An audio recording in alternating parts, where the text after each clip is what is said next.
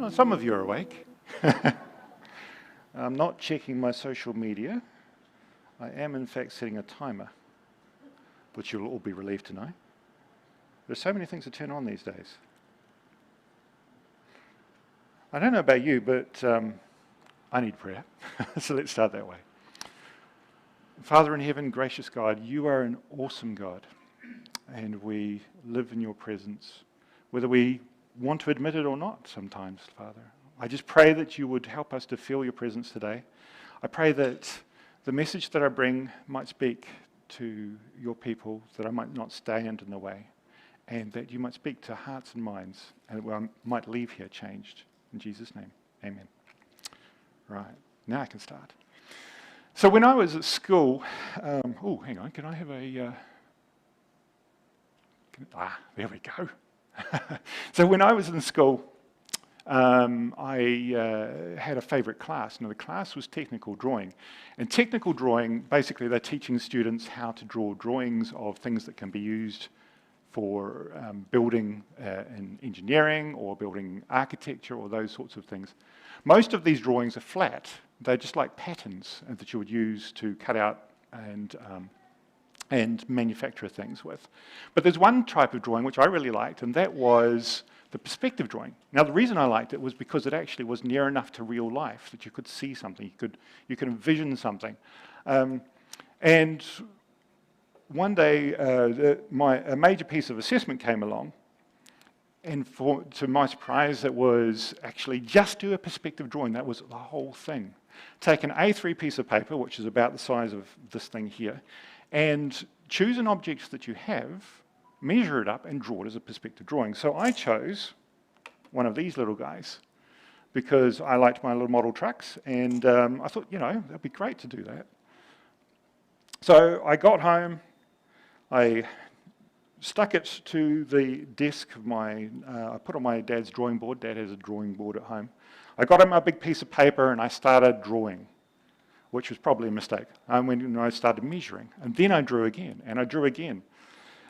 And it was great. It was going on really well for about 15 minutes. And then I discovered something. You see, this little guy here is like me. He's not perfect. There's odd sizes to him, but it doesn't matter at that size right there. It looks and works all right. But when you start creating a drawing of it, which is this big, those subtle little defects start becoming big features. And I really wasn't happy with it. So I ended up doing, I'd draw a piece, I'd measure a piece, I'd draw another piece, I'd measure, it wouldn't fit, so I'd rub it out. In fact, I rubbed holes in my paper because I did it over and over again. And eventually, I got to the end of the time that I had allotted to actually do this assignment. I'd run out of time. And I'd only done about 80%. Now, I was deflated because I liked this thing. It was great. But, it wasn't there. It wasn't finished. So I didn't hand it in. And that was terrible. What happened next was kind of interesting, and I never had it, and I've never heard anybody else have this happen to them. But actually, my parents handed it in. It's lovely to have a mum and dad. They'd seen what I'd done. They saw the passion that I put into it.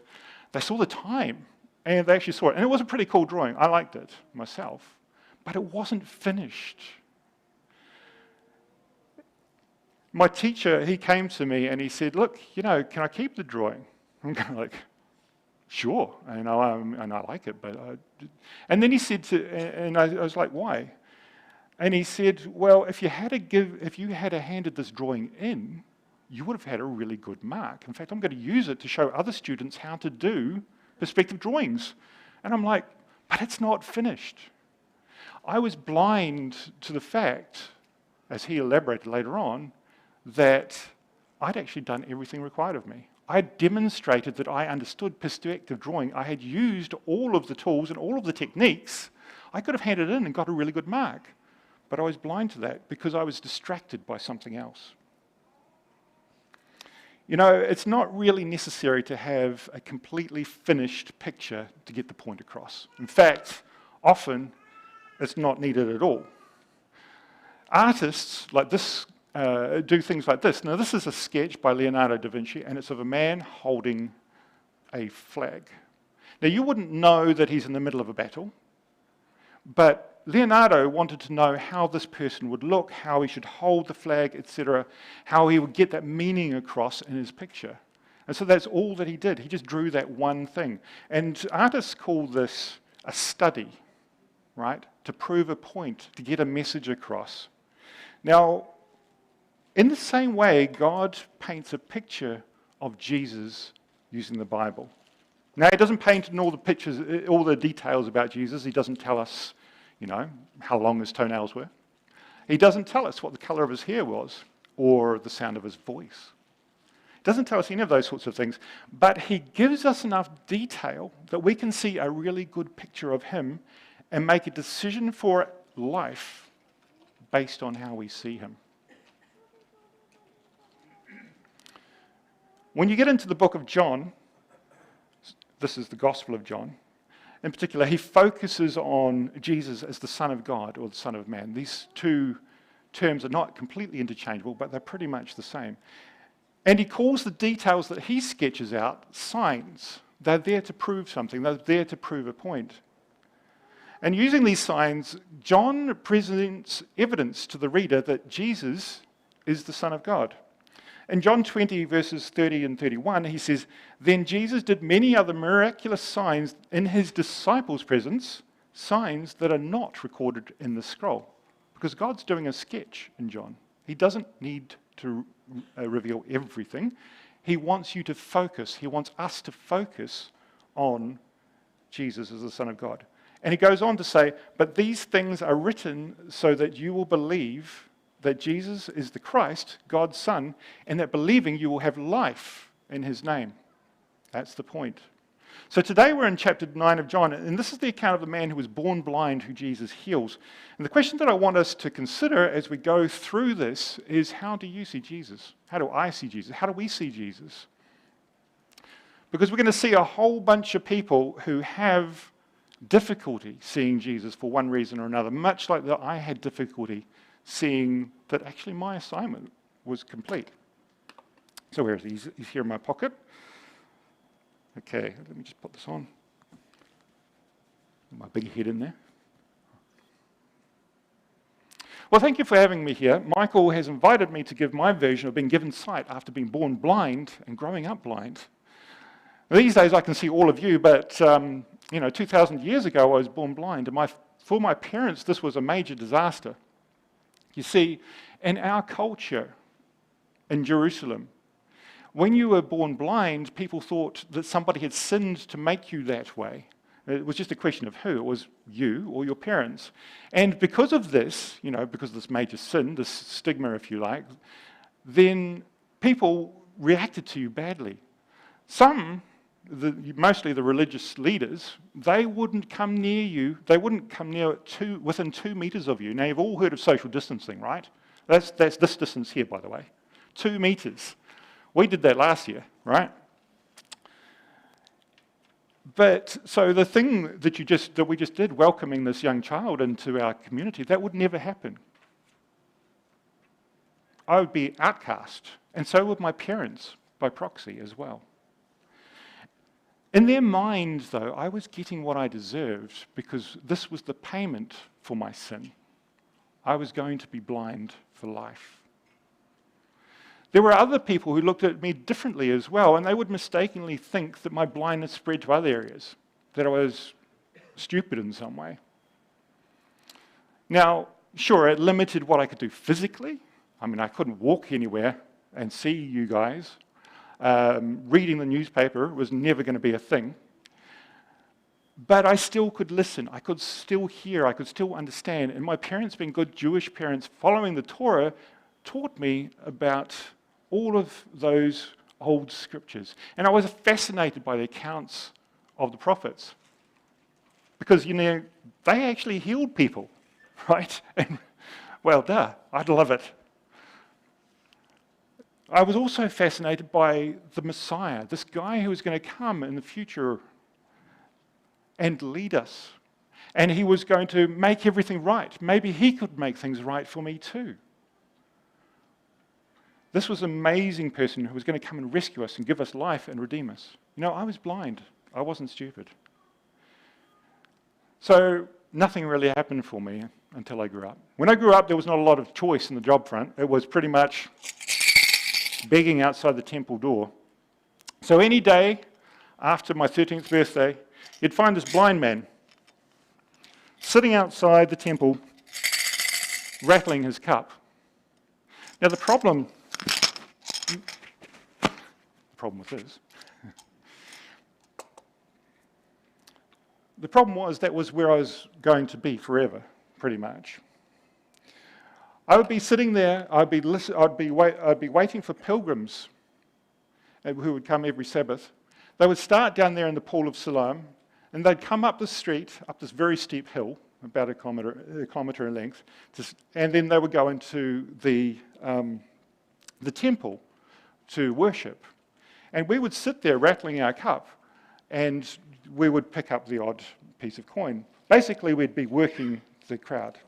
Now, it was really great around festivals and Sabbaths when the crowds came. There'd be plenty of pickings to drop into my beggar's bowl. But of course, sitting at ground level was a bit of a hazard as well. You had to be very careful that other things from like a passing sacrificial ox didn't drop into your beggar's bowl. When the pickings weren't so good, I'd do what everybody else does when they're in company of good friends. We'd talk rubbish, you know. We'd have arguments about where the best place was to sit. No, you sat there last week and you got more money than I did. But there was one topic we kept on coming back to. What would we do if we were healed? You know, it's your equivalent of winning the lottery, but we couldn't even buy a ticket. For me, it was impossible, or so I thought. Now, one day while all of us are sitting inside just outside the temple, we hear a big ruckus going on inside the temple. Now, this is a big problem for us because, you see, the Romans don't like disturbances. They don't like riots. In fact, they built a big fortress on the other side of the temple from where I'm sitting so they could see into the temple grounds. And if something's starting, they can get out there and suppress it pretty quickly. And they were brutal. They would kill people, enough people so that the riot would stop. So as we're going away, we decide, well, actually, we're not going to hang around here. It's best to go to our safe spot. So we try, and then we hear it all die down. We think, oh, false alarm.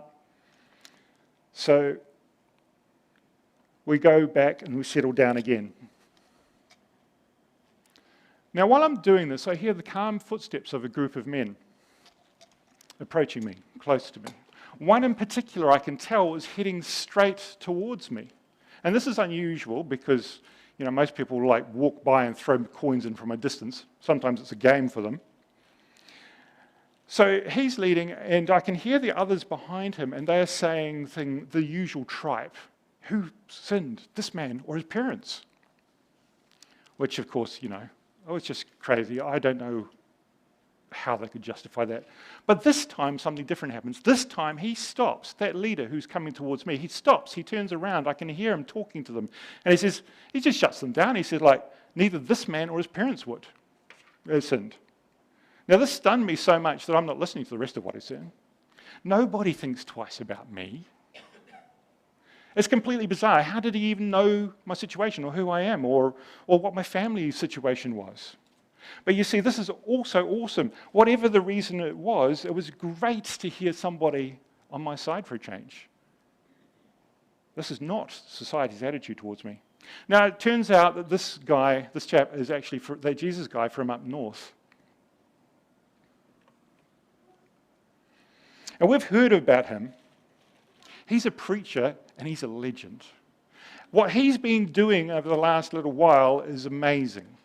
You know, when my mum and dad taught me the old scriptures, we had all these miracles. They seem to be next to each other, but when you look at them, actually they are years apart. But this man, he's been making it rain miracles for now 2 and a bit years up north. And so my heart starts to turn from my beggar's bowl to a vague sense of hope. Legends have it, he could be my ticket out of here, even if he's done half of the miracles, he said. And then he saw me and introduced himself.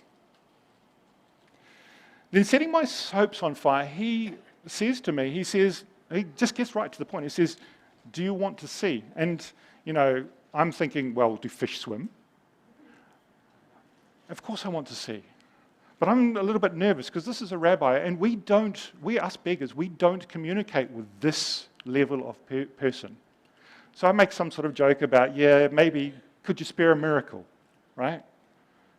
Now, next thing I know, I hear the wind-up, the warm-up for a really disgusting, huge spit. Now, us beggars, we know what it's like to be spat on. It's in the job description, right? And I'm thinking, maybe I've overcooked this a bit. Maybe I've been a bit cheeky. He is a rabbi after all. But, maybe, just maybe, I'm holding out my hope here. Maybe he's a healer too. And when he spits, it doesn't hit me. I hear it spit on the ground. His spit hit on the ground. And then I hear scratching noises like he's making some sort of mud. I hope he's missed the ox bit from just this morning. And then he says to me one of those most famous medical terms, hold still, this won't hurt a bit. And I feel him put mud on my eyes. What's going on here? I thought this was going to be a healing, and now we're getting dirt on my eyes. And then he says, go wash in the pool of Siloam, all the way over there. Now, let's just get a little bit of a picture of this, right? So there are places with water in Jerusalem. I don't have to go a kilometre away, down a really steep hill to wash my eyes. But he says, go wash in the pool of Siloam. Why? Surely I could just have some local water. But then I remember the stories that my parents told me. Parents, this is important to tell your children stories. I remember the story of Naaman, who got told to go wash in the Jordan, and I'm not going that far. So off I go, heading off into rush hour traffic, because remember it's a Sabbath, there's oxes going past, there's all sorts of other people going past, and I walk all the way down to the pool of Siloam. Now it's noisy, it's dusty, it's sweaty, and then I get to the pool, which is shrunk, and I'm thinking to myself, is this real? All that stuff behind me going on around me, it fades out, because I'm like, is this real? And then I get down, I pick up some water, and I wash my eyes, and I look around. And for the first time in my life, I can see. I can actually see. Now, this is disorienting for me. It's confusing. I don't even know what I'm looking at.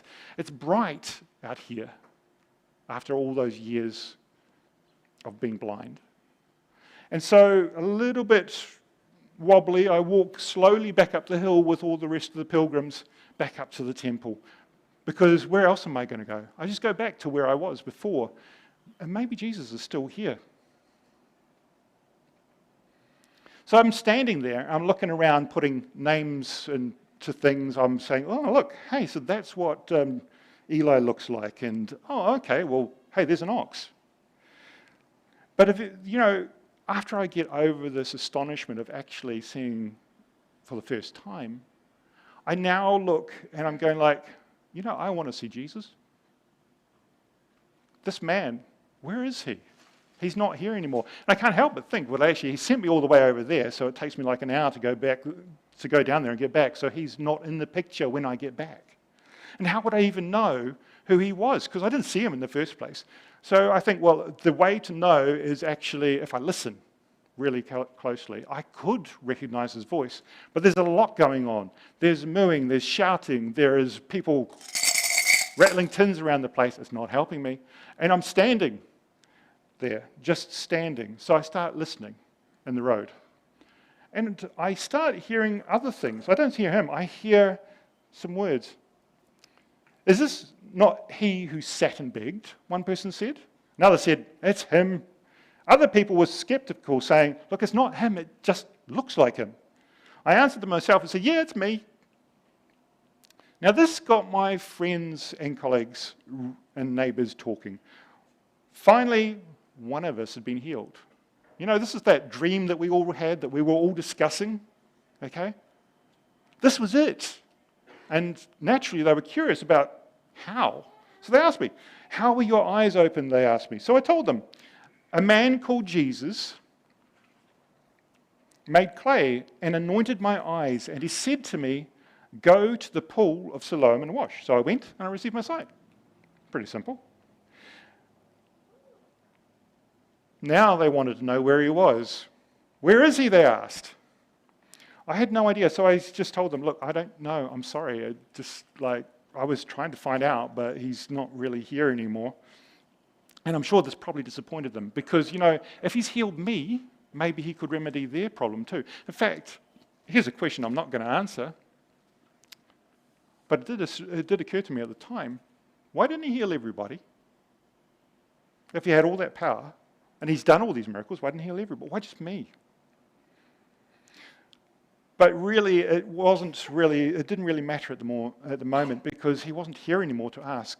So the crowd decided to drag me off to the Pharisees to see if what we had all hoped was true, that we could be received back into the community as a whole person, that we could be dedicated into the community. Now, when we got there, the things with the Pharisees started to go weird really, really quickly. Now, as I said before, we don't normally talk to these guys. They kind of sort of like stand as far away from me as possible because they might be defiled or whatever. And just like my friends, they asked me how I could now see. Now, I'm sure a number of them had been sitting at the door, seeing me sit at the door as they wandered in and out. For years I'd been there. I've been there since my 13th birthday. So I told them. I gave them the Coles Notes version, really, really brief, really quick. I said, he put clay on my eyes, I washed, I see. No mention of the pool of Siloam. Now, the reason that I briefly did it is I want to be accepted. These guys are the guys who are supposed to ask me questions, right, to make sure that this healing is correct and that I'm a whole person I can be entered in. So it seems perfectly natural. And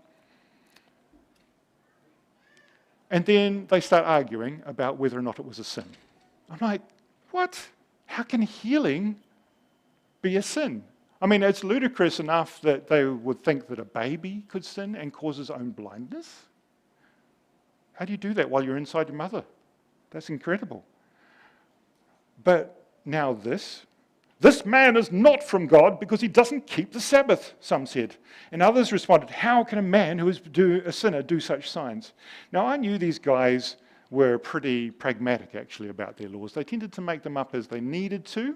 They were actually really great guys, very, very clever. They persuaded the Romans, actually, not to set up altars in the city of Jerusalem. And I don't think anybody in the Roman Empire that I know of had managed to do that in their capital cities. But I think that they grew aware of everybody looking at them. This is in the temple, you see. All these eyes looking at them, thinking, hey, maybe we might be making a bit of a scene here. Let's move on. So they finished arguing. They asked me, so what do you say about him because he opened your eyes? So I said, he's a prophet. Seems sensible, right? I mean, that's what all the stories were about. The prophets healed. And it seemed like the most risky and sensible thing to say.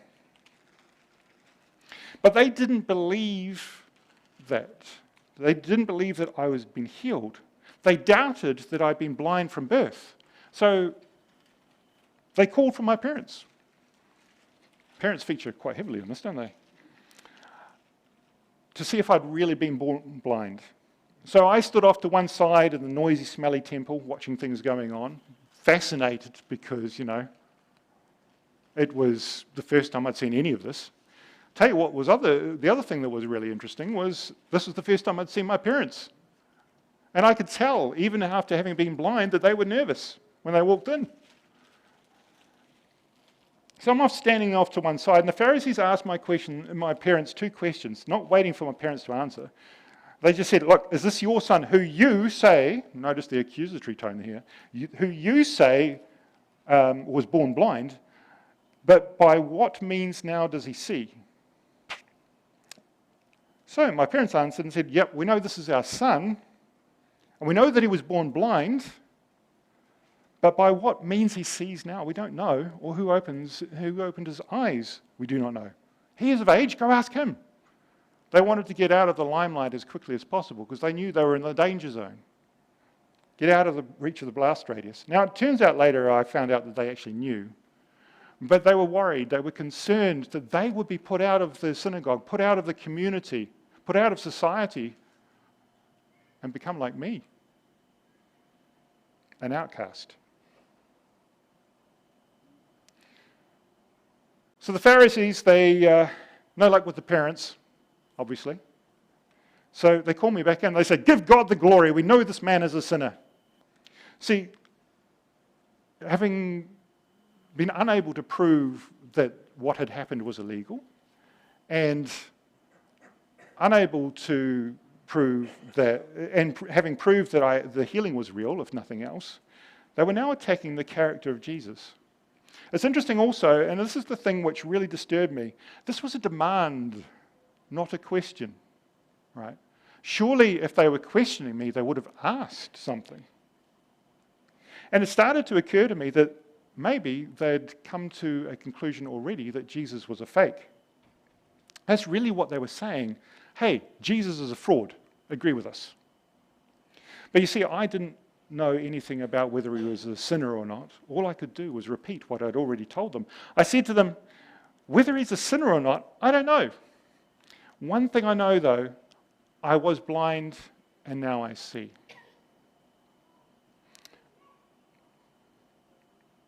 But this got me thinking, why don't they think he's the Christ? He's been making it rain miracles for 2 years now. What more do they need?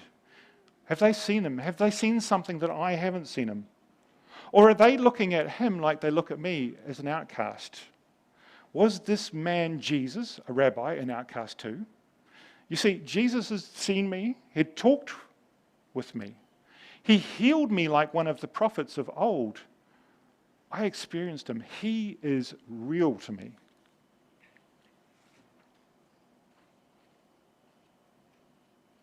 Now, this had them silent for a bit.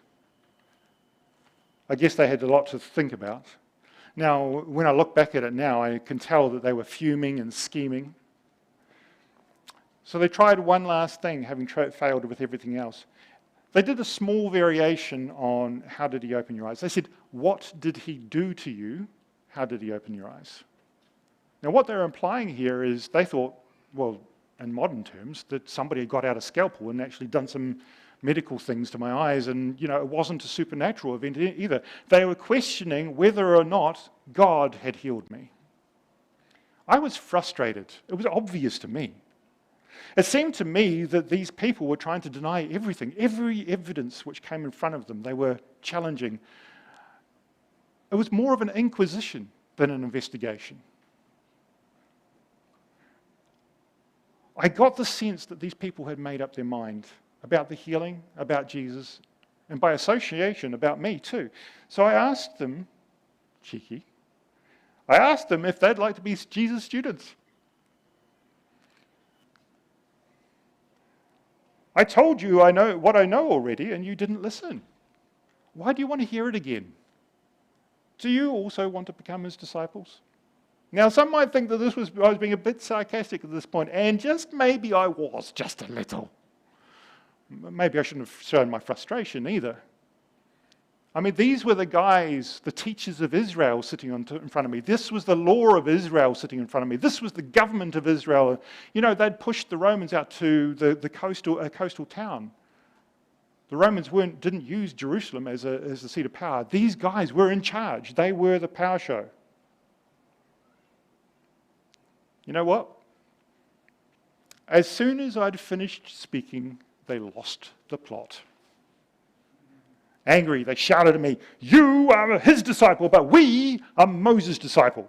We know exactly that God spoke to Moses. As for this fellow, we don't know where he's from." Now, I'm not sure what grades Moses would give this particular class. I think probably an F for fail, because they didn't even recognize Jesus. I'm sure they wouldn't recognize him. And suddenly things became clear, crystal clear. They'd already made up their minds. I looked at the people in front of me who knew so much and couldn't even see the sign standing right in front of them. I might be guilty by association because Jesus healed me, but I didn't care anymore. They were never going to let me in. They just want to rip into Jesus. I would always be an outcast. So I got nothing to lose. And tell them what I really thought, all the things I've been holding back. Why, this is an amazing thing. You don't know where he's from, yet he opened my eyes. Now we know that God does not hear sinners, but if anybody is a worshipper of God and does his will, he hears him. And since the world began, it's been unheard of that anyone has opened the eyes of one who was born blind. If this man was not from God, he could do nothing. Then they got all grumpy and kicked me out. But I didn't really care. I could see that they couldn't see anything except the things they wanted to see. They'd made a trap for themselves out of their pride, out of their laws, out of their rules, out of their counsel. Any truth standing in front of them was going to be made to bend, to break, or it will be rejected and despised, like it says in Isaiah. So it's back where I began, an outcast. On the outside.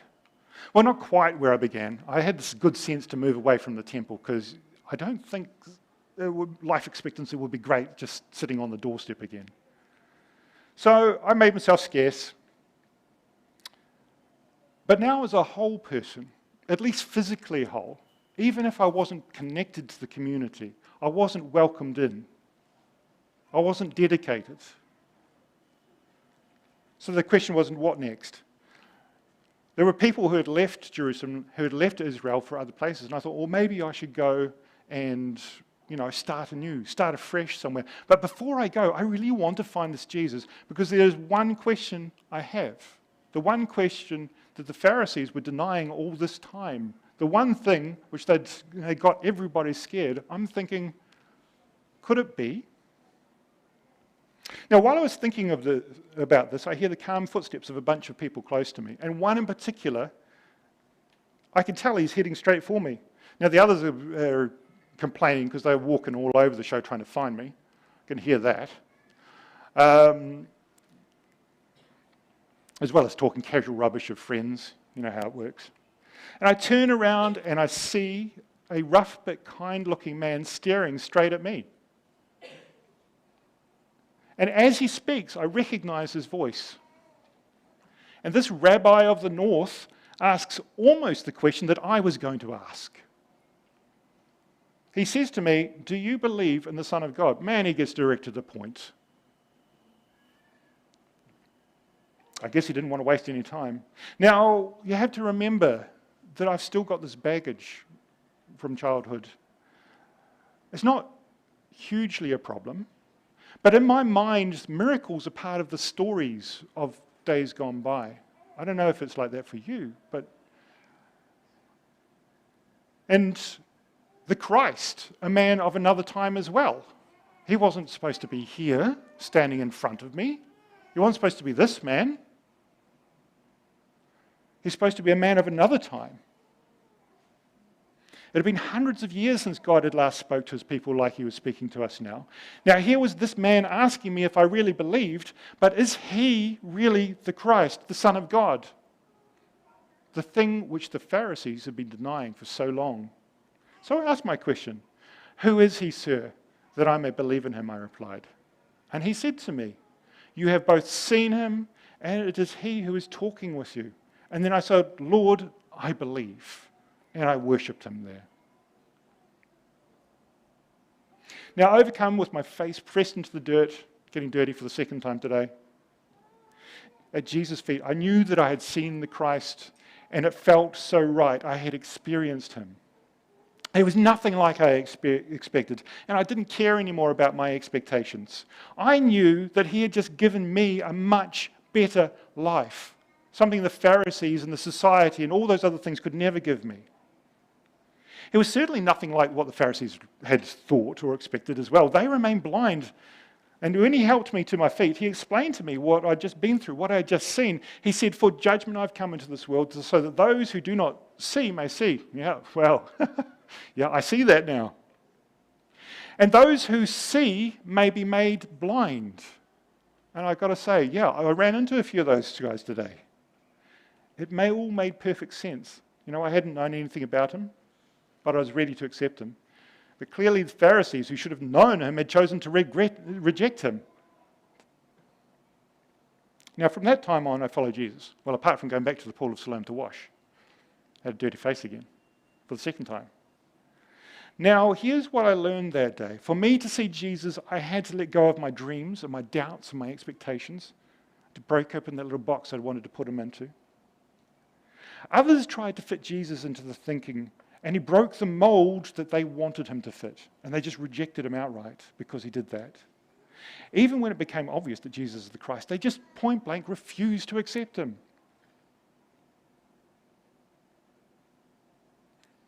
These days, if you're a little confused on how and where to see Jesus, God's sketchbook is the Bible, and you can see studies of Jesus from one end to the other. There's a really simple framework to look at it. You know, one of the sketches, right? From Genesis to Malachi, he is coming. From Matthew, Mark, Luke, John, to John, he is here. From Acts to Revelation, he is coming again. So the question I want to ask you today, the question that I've been trying to address here, so how do you see Jesus? How do I see Jesus? How do we see Jesus? It's a personal relationship with him. You know, when I was young, I saw Jesus through my parents' eyes. It was a bit cloudy, but it was enough. And the things that they believed.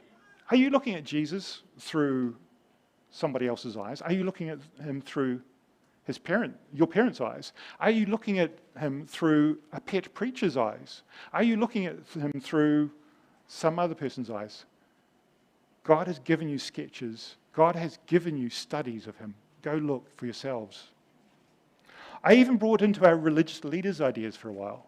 But clearly they wanted to contain him. They wanted to put him in this little box, right? But he didn't fit.